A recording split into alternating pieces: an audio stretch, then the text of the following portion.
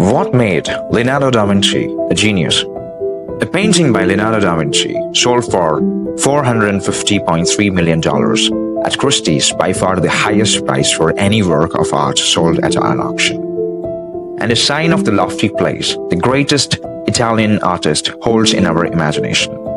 Today, the term genius is bandied about to describe pop stars, stand-up comedians, and even footballers, but Leonardo da Vinci earned the description.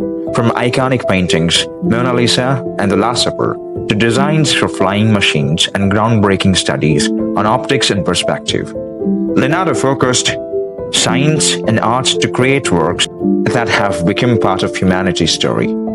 We have to start with the most famous smile in the world. Where does the Mona Lisa fit into Leonardo's life and work? And how has she managed to bewitch us for 500 years? The Mona Lisa's smile is the culmination of a lifetime spent studying art, science, optics, and every other possible field that he could apply his curiosity to, including understanding the universe and how we fit into it. Leonardo spent many pages in his notebook dissecting the human face to figure out every muscle and nerve that touched the lips. On one of those pages, you see a faint sketch at the top of the beginning of the smile of Mona Lisa. Leonardo kept that painting from 1503, when he started it, to his deathbed in 1519, trying to get every aspect exactly right in layer after layer. During that period, he dissected the human eye on cadavers and was able to understand that the center of the retina sees detail, but the edges see shadows and shapes better. If you look directly at the Mona Lisa smile, the corner of the lips turn downward slightly, but shadows and light makes it seem like it turns upwards. As you move your eyes across her face, a smile flickers on and off. He carried his notebook around as he walked through Florence and always sketched people's expressions and emotions and tried to relate that to the inner feelings they were having. You see the most obviously in The Last Supper, but the Mona Lisa is the culmination because the emotions that she's expressing, just like her smile, are a bit elusive. Every time you look at her, it seems slightly different, unlike other portraits of the same time. This is not just a flat, surface depiction, it tries to depict the inner emotions. His other most famous masterpiece is The Last Supper, which you call the most spellbinding narrative painting in history. The Duke of Milan asked him to paint it on the wall of the dining hall of a monastery. Unlike other depictions of the Last Supper, of which there were hundreds at that time, Leonardo doesn't just capture a moment, he understands that there is no such thing as a disconnected instant of time. He makes the Last Supper a dramatic narrative. As you walk in the door, you see Christ's hand, then going up the arm. You stare at his face, he's saying, "One of you shall betray me." As your eyes move across the picture, you see that sound almost rippling outward as each of the group of apostles reacts. Those nearest to him already saying, "Is it me, Lord?" The ones further away have just started to hear it. As the drama ripples from the center to the edges, it seems to bounce back as Christ reaches for the bread and wine, the beginning of what will be the institution of the Eucharist. Despite these achievements, in his own day, Leonardo wasn't primarily known as a painter, was he? But as an architect, and even what we would today call a special effects guy. He was mainly, despite what he sometimes wished, a painter.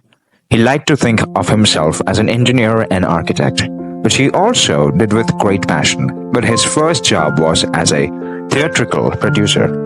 From that, he learned how to do tricks with perspective because the stage in a theater recedes faster and looks deeper than it is.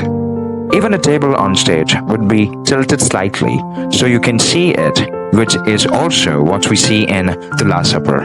Likewise, on the stage, the theatrical gestures of the characters would be exaggerated, which is what you also see in The Last Supper.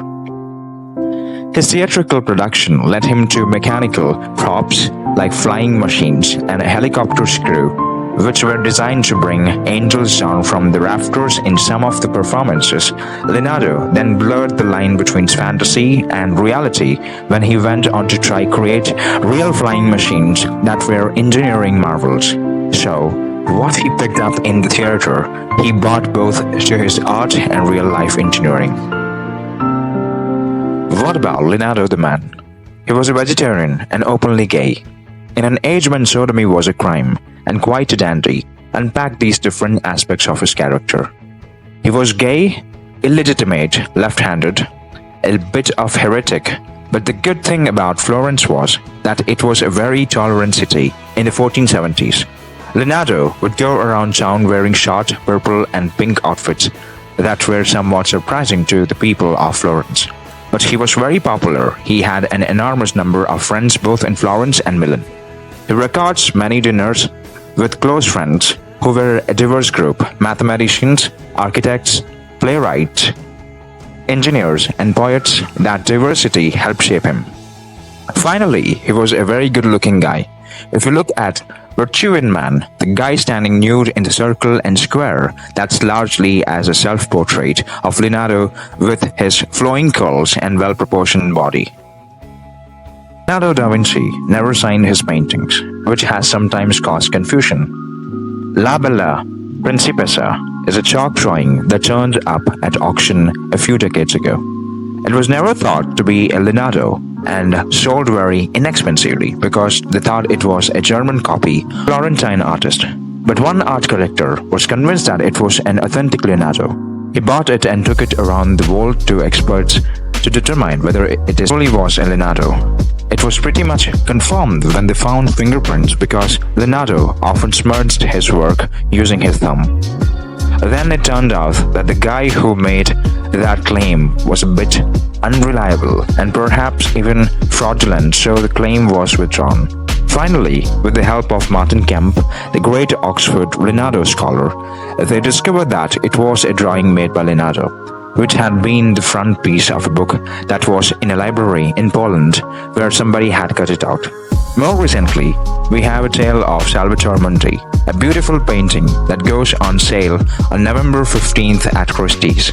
For a long time, we also thought this was a copy, but in the past 10 years, it's been authenticated. It was sold a decade ago for about $100. In November, it'll probably go for more than $100 million. It'll be a major event because it's the only Leonardo painting in private hands. Nobody will probably ever be able to buy a Leonardo painting again. He was a self-taught kid. He didn't go to school because he was born out of wedlock, and among the things he loved was the flow of the streams that went into the Arno River. He studied those, and from his childhood to his deathbed, he was still drawing the spiral forms and trying to figure out the math behind them.